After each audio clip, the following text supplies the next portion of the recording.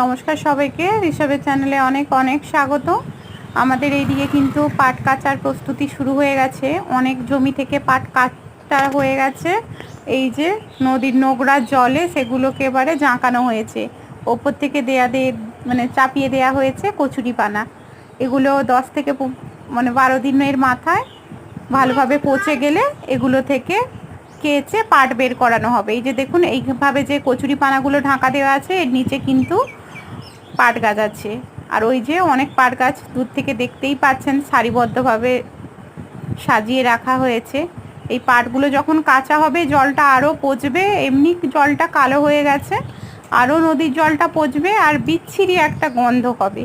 কিন্তু কিছু করার নেই, ওই গন্ধটা চলে যাবে। উদয়নারায়ণপুরে যখন বন্যা হবে, ওই খারাপ জল অন্যদিকে চলে গিয়ে পরিষ্কার জল তখন চলে আসবে নদীতে।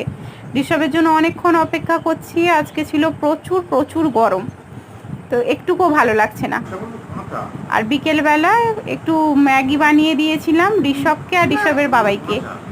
ঋষভ এই যে কেরামতি করছে, তোলার চেষ্টা করছে চপস্টিক নিয়ে, তুলতে পারছে না, তবুও চেষ্টা করছে। আর বসে থেকে দুজনে মিলে ঋষভের ছোটবেলাকার অ্যালবাম দেখছিলাম। এই যে কিছু ছবি আপনাদের সঙ্গেও শেয়ার করছি, তো ছবিগুলো দেখে বলবেন কেমন লাগছে।